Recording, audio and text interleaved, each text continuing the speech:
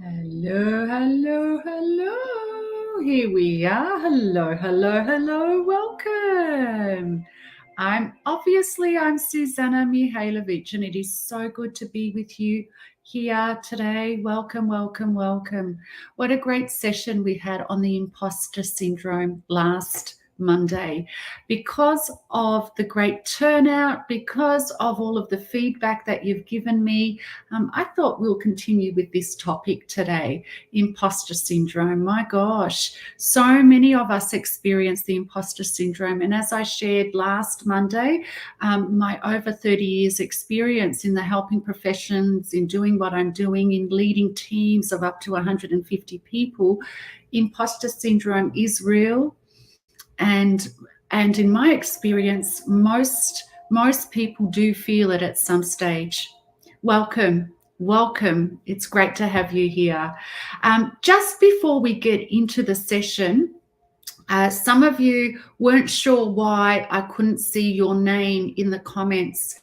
And I love these sessions to be interactive. So just click the link above so that I can see your name. There should be a link if you're on Facebook.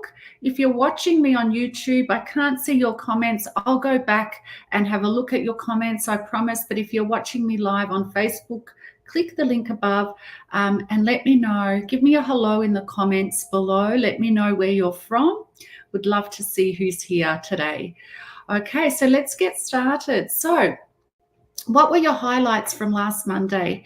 I did a bit of an introduction. I shared a little bit of my experience, my own personal experience, and I shared the very basics of what imposter syndrome is. Hello, Angie. We've got Angie from the USA here. Welcome, welcome, welcome, Angie. So always great to have you here. So I shared the basics, just a bit of an introduction. And most of you, with the messages that I've received, you absolutely loved that lesson.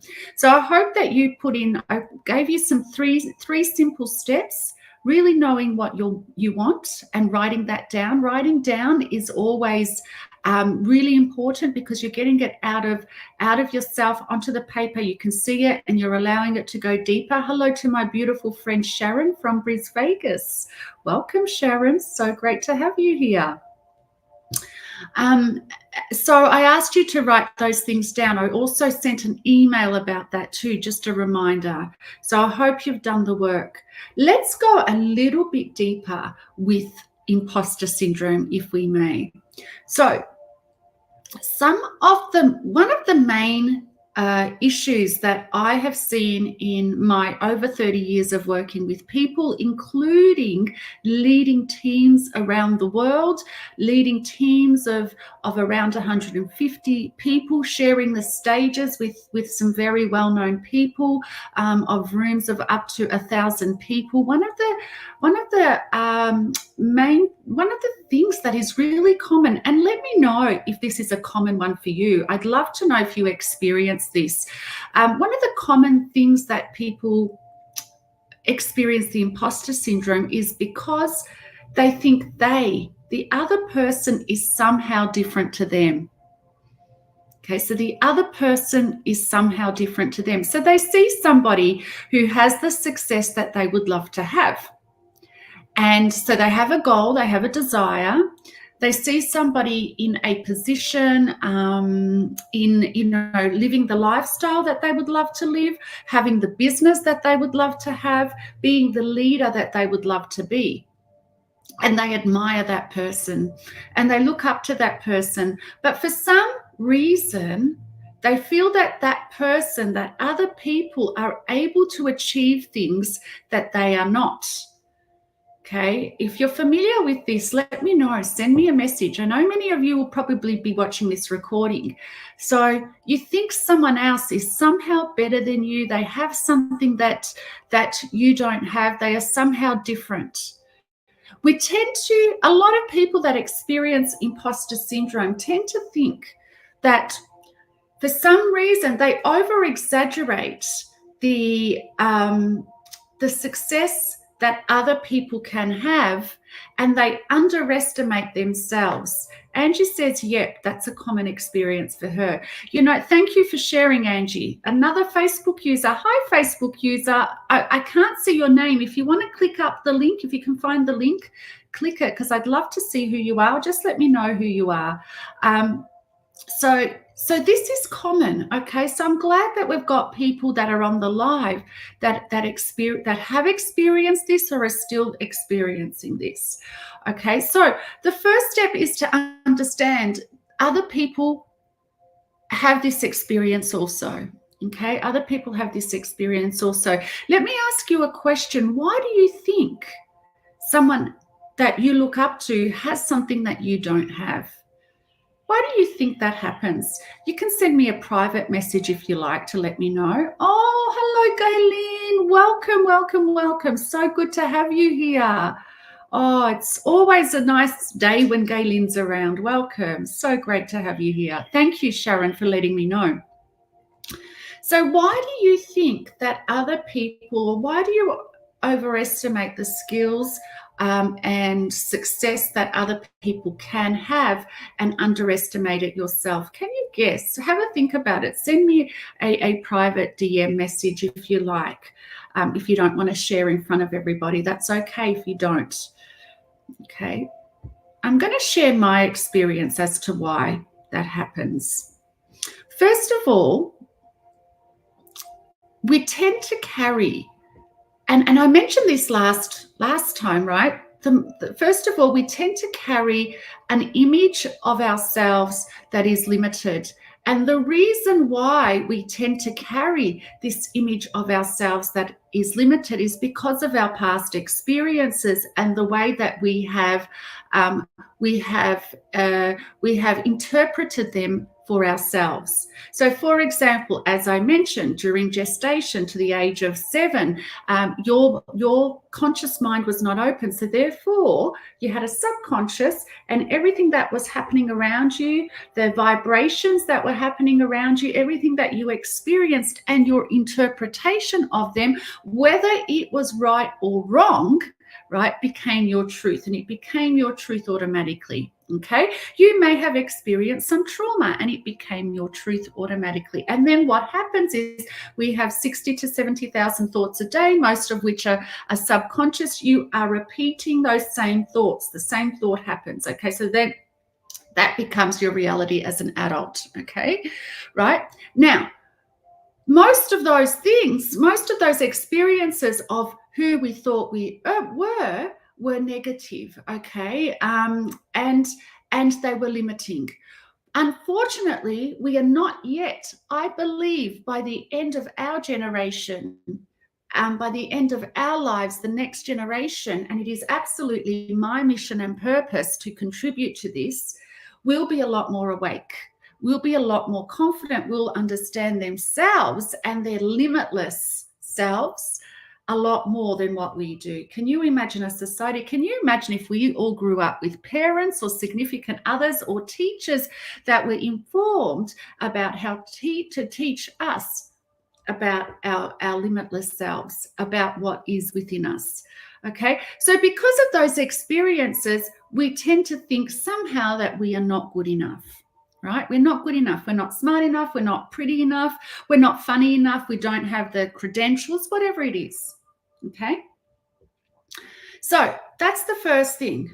Secondly, we look at others, right? Because, and we as children, we tend to look up to our significant others, whether they were absolutely fantastic or not so great. And I think we've all had both of the experiences, and maybe experiences of a leader as a child that wasn't so great. They didn't know how to pull out, not that it was their fault, they didn't know how to pull out our strengths, right? So we're looking at others, we're looking at significant others, we're looking at other people from the lens of the past that says somehow they've got something that we don't. Okay, and then we look at them with their skills as a leader or in the success that they want, and we see what they look like. We see how how incredible they are in their gift. Okay, but we don't take the whole person into that assessment. So we're looking at their gift, we're looking at their success, we're looking at their so-called luck in their loving relationships or their family. Okay, from the lens of a limited picture of just that, and we're not taking the whole person, right? We don't know their background, we don't know what it took for them to get there, we don't know how insecure they were before they became successful, whatever successful means to you. Okay, in my experience as in senior management in the helping professions, leading a whole two regions in my state of Victoria in Australia, which is Southern Australia, and leading many leaders and potential leaders in that experience. When there was a new opportunity for people that experienced imposter syndrome, they were very, very gifted in their work, okay? But when there was a new opportunity for leadership, many of them compared themselves to the directors, to the senior managers, to whoever it was. And they saw the ability that these people had, right? But didn't see what it took to get them there.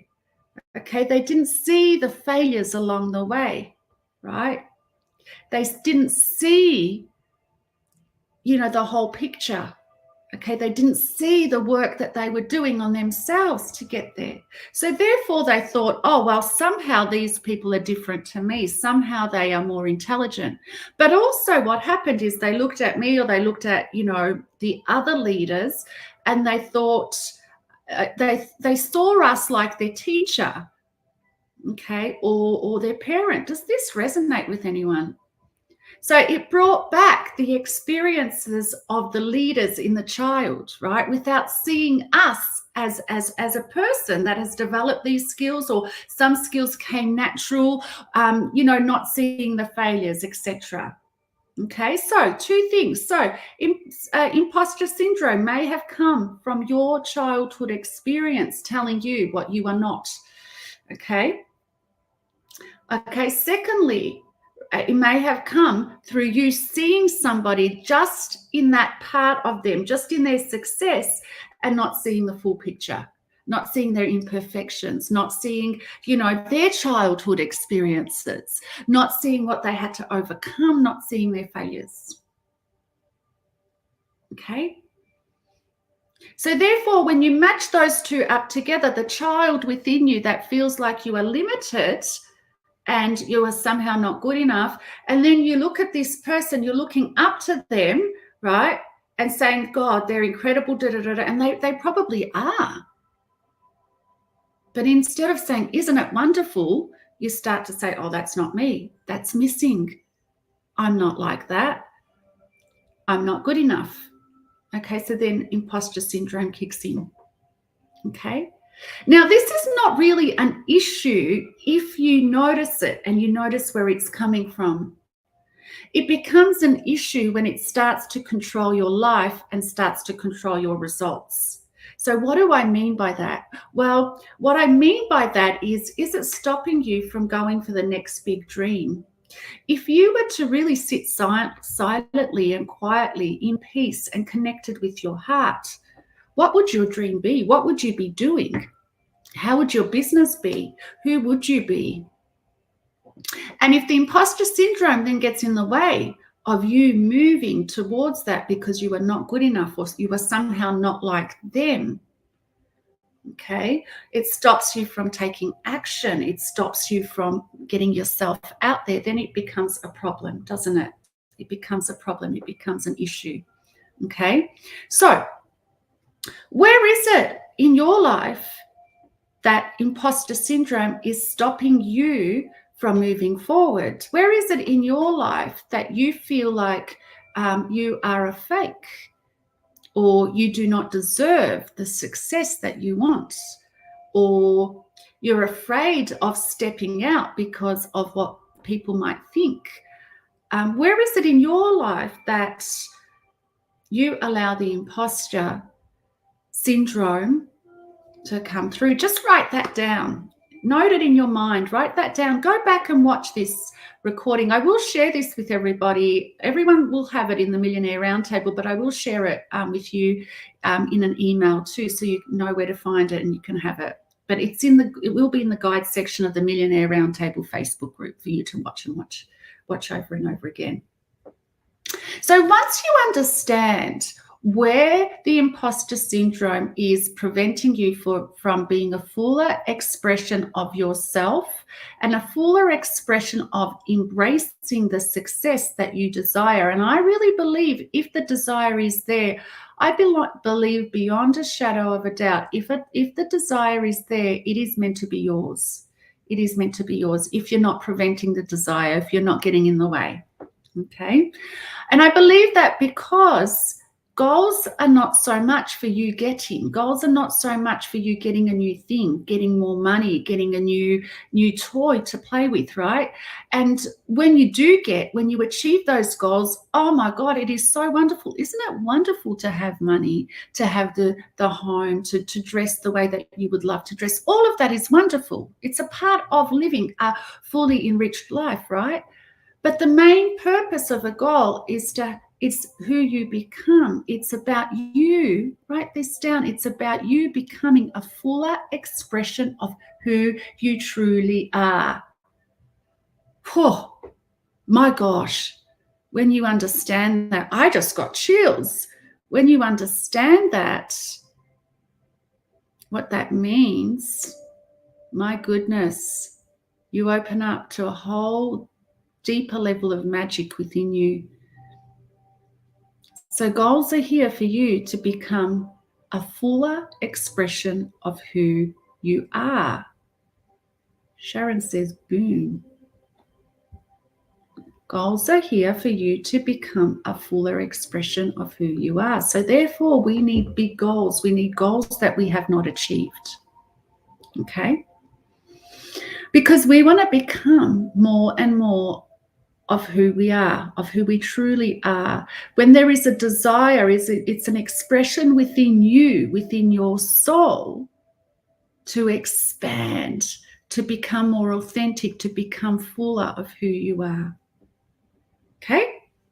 And that's what I personally call a fuller expression of joy in this life, because you are a joy. You are here to express your authentic self. You are here to express more of who you are.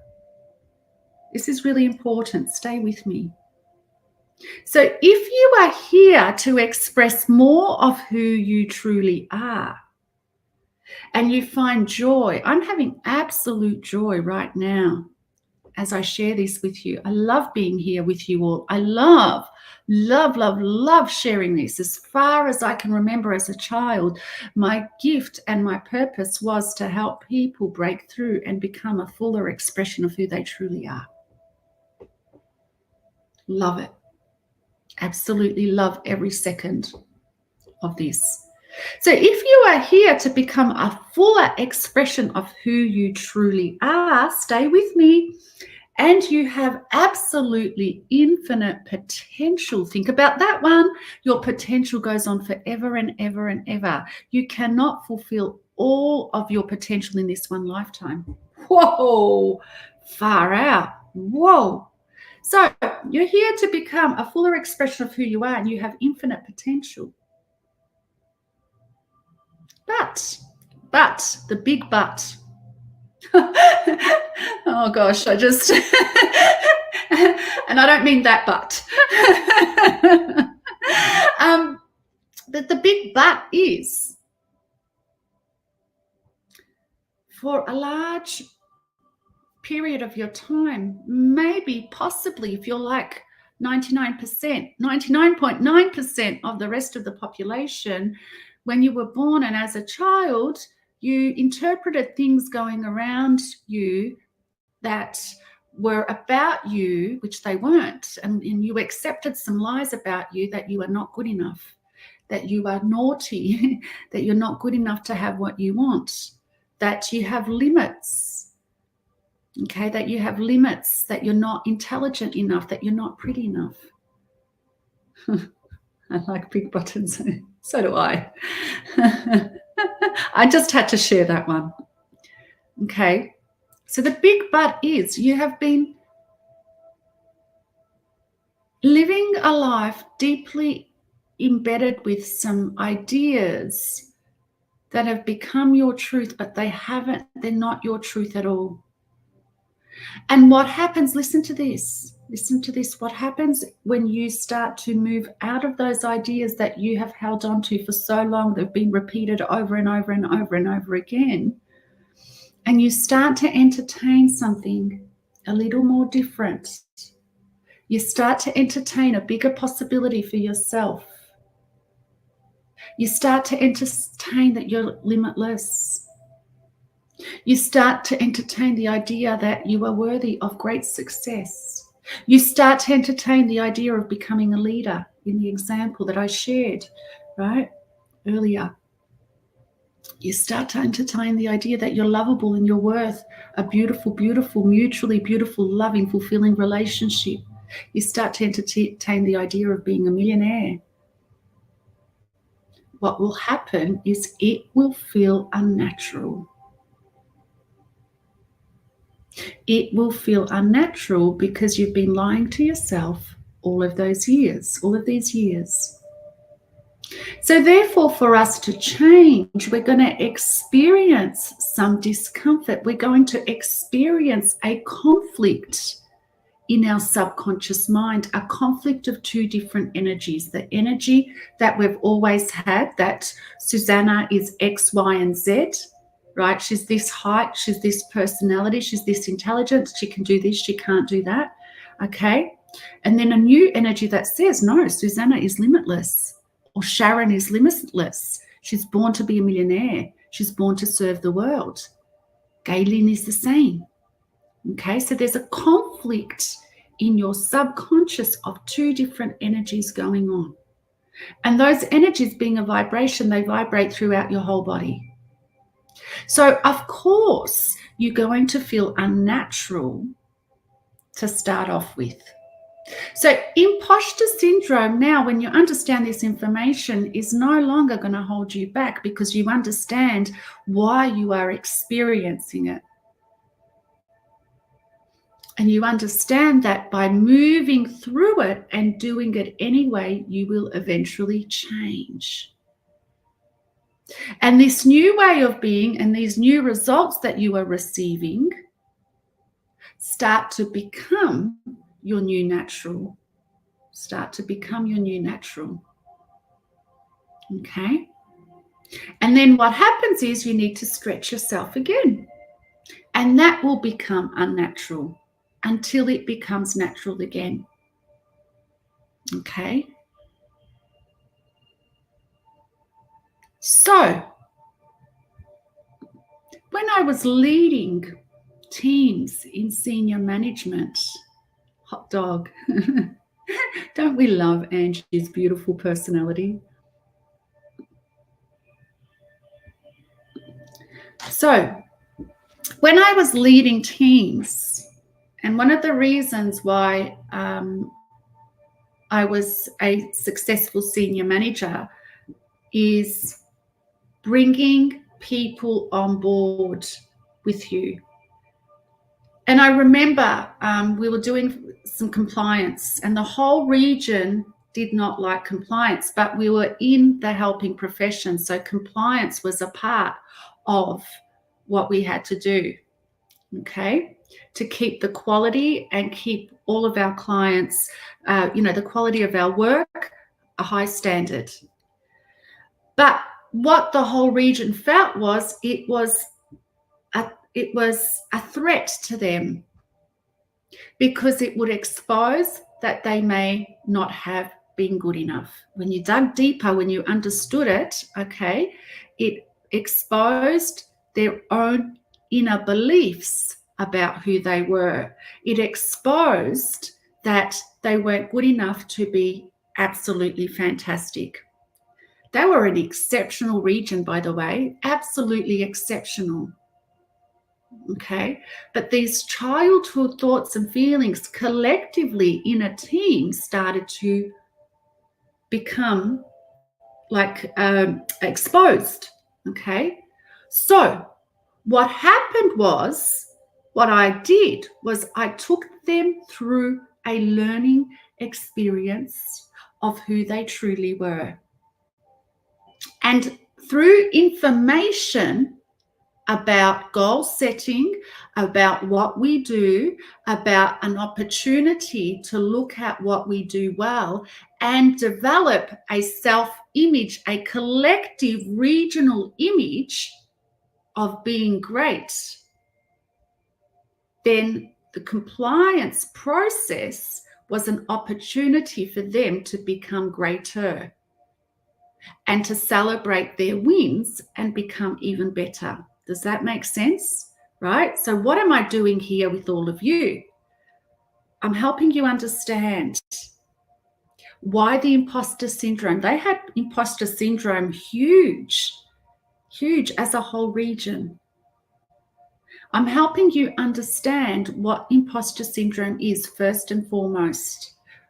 I'm helping you understand yourself and why it occurs and how your mind works and how you have collected limits that are not so true about who you are. Okay? By understanding that, you're starting to let go of some of the feelings that, well, I can't do this. I'm an imposter. And then the next step is for you to recreate. You set your goal. So our goal was to reach very high standard in the compliance, get all of our structures and systems in place so that we're able to do that. We can show off and we can also grow. Okay, so for you, the example for you is then, where am I headed? And who do I need to become to have that? I'm here now. This is what I do. This is what is great about me. Now, who do I need to become to have that? Well, I need to be confident. I need, when I'm confident, I walk straight. I need to feel like a success. What does success feel like for you? And start to write those things down. Okay? Because then when you understand the truth of who you are, you understand that the imposter is never the new person you're moving into. You'll always be yourself, because it's provided that you are following your desire and your goal within. It's not someone else's. If it is your goal within and your desire within, then that is a yearning to become a fuller expression of who you truly are. So if that is a yearning for you to become a fuller expression of who you are, who you need to let go of being and who you are moving into is actually not the imposter. Who you're moving into is the truth of who you are. You are becoming more and a deeper, more expanded version of who you truly are. Does that make sense? I've just thrown in a lot of information, an example, mixed it up with information. Does that make sense? And does anyone have a question? Let me know. Give me a yes if it makes sense, and a question if you want me to go a little bit deeper before we jump off. Makes tons of sense. We love just as you are. Okay. Yes. Okay. Yeah, I can be myself and not who others think I should be. So I'd like to leave you all. Please watch and rewatch this session, okay? I'd like to leave you all with, if I was being a true, fuller expression of who I truly am, who would that be? Who would that be? And who do I need to let go of? What characteristics of myself that would I need to let go of to be this person? So who do I need to let go of? Okay, what parts of me do I need to let go of? What parts of my personality no longer serve me in order to become a fuller expression of me? Thank you so much. And I will be back next Monday to go a little bit deeper with this. Thank you, thank you, thank you. Bless you all. Okay, you are never an imposter when you're stretching, growing, and becoming truly who you were created to be. It's time to let go of the limits. It's time to let go of the falsehoods that you've been telling yourself that you are not, and move into who you have always truly wanted to be, to feel, and to have. Thank you, thank you, thank you. Bye-bye.